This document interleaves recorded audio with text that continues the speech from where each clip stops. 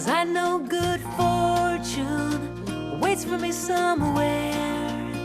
I will have my portion, I will have my share.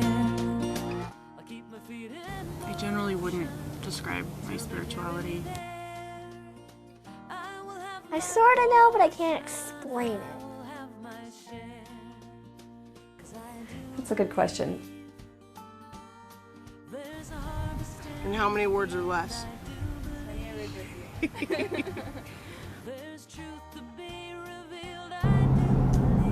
I think that that's a loaded question.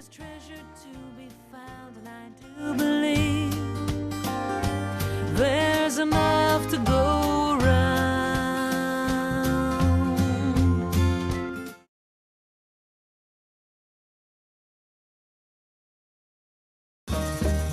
'Cause I got it to give. I got it to give. And when you got enough to give away, well, that's the only way to live.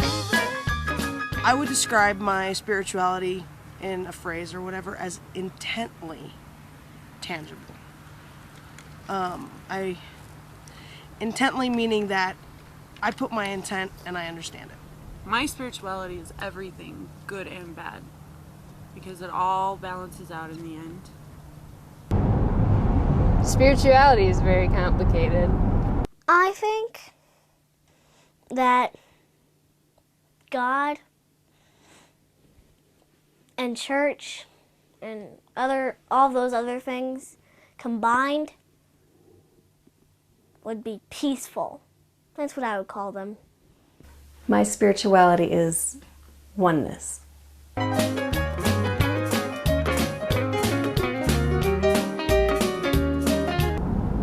My spirituality is kind of like a process, and it's ongoing and it's fluid. I think in terms of faith, I have been all over the place, and so I'm not really. I still haven't figured out what exactly my faith is, but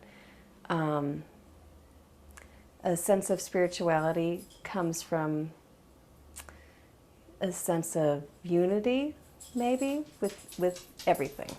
Isn't it sort of like what people are like if they're Jewish or Christian? Or I'm Christian, I think.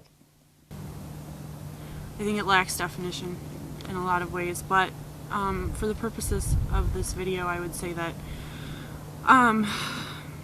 my spirituality encompasses nature and math and patterns, predictability, and I think that it serves to answer a lot of the questions that most spirituality answers. I just answer them differently. The short version would be I'm a solitary.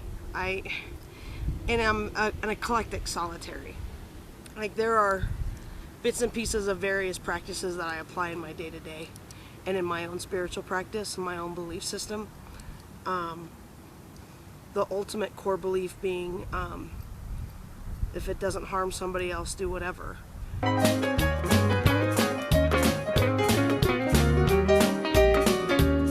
don't go to any sort of temple or church or anything to feel close to God. I do that when I'm outside or when I'm driving.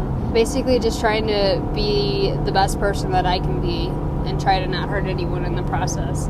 That's like one way that I practice my spirituality. You know, that's how I connect to kind of reflect on where I'm at and where I'm going and what I'm feeling and what's going on in the world around me, what I can do to be a better person, how I can stay true to myself. It's really just kind of makeshift, do whatever feels right at the time. It seems to work. I don't know, there are times that I do like real serious and focused rituals and magic, and that, like I said, tends to lean more towards being Wiccan or that kind of way. But I also, carry a medicine bag, which is more Native American, and I chant, and I have my Tibetan prayer beads, and I talk with Kuan Yin a lot. My husband, since we had kids, we felt like we needed to make our faith or our spirituality more concrete, and so Eric and I have talked off and on about that for years and gone to different churches, and we feel most comfortable in the Protestant faith because that's what we grew up with. So he takes our daughters to a Unitarian church every Sunday. Some Sundays I can go, most Sundays I have to work. So, but that's how we practice it. It's really important to me that I be part of that with my children. That we have long conversations about what they do at church, at home, and I think spirituality is everywhere. So we have ongoing conversations about how we interact with the world all the time. So it's, it happens outside of church as well.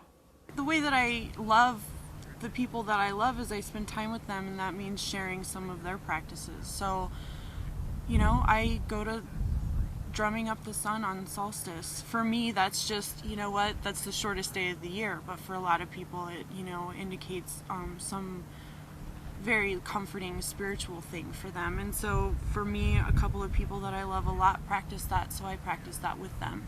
That's how, I try to love people. Did I say Sudoku? I love Sudoku. And you know what, I go to school. I try to do something that I care about, that I am passionate about, instead of sitting idle, feeling sorry for myself, or feeling sorry for the world. That's what I do. I go to a Unitarian church. Unitarian, I think, means that, people with so many different religions can go there. So, it's for all people, any people. You get to be with people then. You get to meet new people. You get to learn about love and joy and that sort of stuff. Unitarian is a good thing because then people can join together and it won't have to be all separated up like other churches.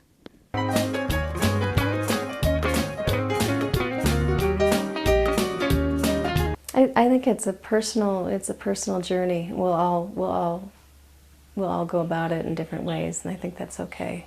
Spirituality is such a personal thing, in my opinion. It really is that piece about honoring whatever it takes to get somewhere, because we're all born with in my belief, we're all born with this void that needs to be filled with something.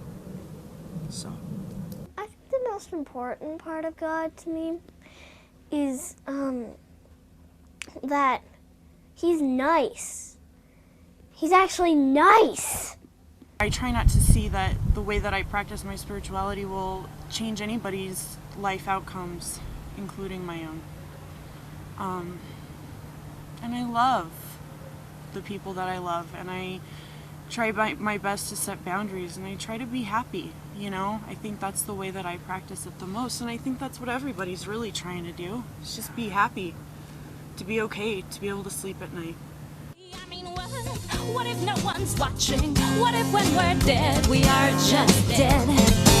I mean, what if it's just us down here? What if God is just an idea someone put in your head? I mean, what if no one's watching? What if no one's watching?